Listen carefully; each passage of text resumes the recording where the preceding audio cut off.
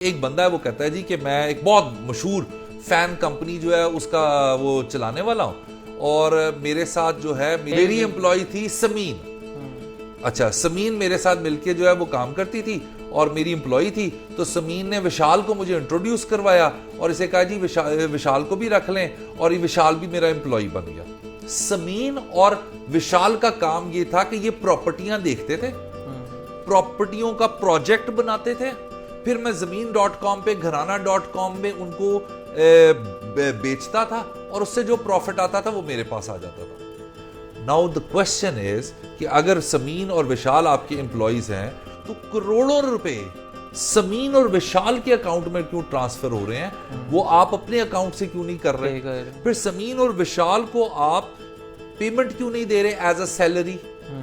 ठीक है, फिर उसके बाद वाई करोड़ों रुपए? The question is why. Again 408 का पर्चा, डिक्लेयर्ड गिल्टी। अच्छा, यहां पे एक और चीज, इस केस के अंदर तकरीबन कोई 14-15 पेशियां पड़ती हैं रफली, I don't remember exactly, but ये आई एम डेड श्योर कि तकरीबन इसके अंदर कोई 16 दफा तफ्तीशी के पास पेश हुए, तकरीबन 4 दफा हाई ऑफिशियल के पास पेश हुए और उन्होंने बताया कि सर मेरा इनका कोई लेना देना नहीं है, इन्होंने 4 करोड़ का एलिगेशन कराया है समीन के ऊपर, इन्होंने 499F के पर्चे करवा दिए हैं जो चेक लिए थे इन्होंने, वो दूसरा 8 करोड़ 91 लाख की अपॉइंटमेंट रकम पूरी हो गई है, मेरे पे 408 का पर्चा किस तरह इन्होंने दे दिया? ये तो सुगरा बीबी की खिलाफ वर्जी है। नहीं, तू पैसे देने ने, क्योंकि सेटलमेंट हुई हुई है, पैसे देने आपने। और जज साहब ने जब बुलाया, एडिशनल सेशन जज साहब ने, उन्होंने तफ्तीशी को कहा तुमने क्या किया? एक इतना बड़ा फर्रा ये स्क्रीन पे आपके सामने पॉप आउट हो जाएगा। उन्होंने तफ्तीशी के ऊपर कहा कि पर्चा दो, ये तफ्तीश क्यों नहीं मुकम्मल कर रहा? और उन्होंने डायरेक्ट सीपीओ को लिखा कि इसके खिलाफ पर्चा दर्ज किया जाए। And you know what the dilemma is?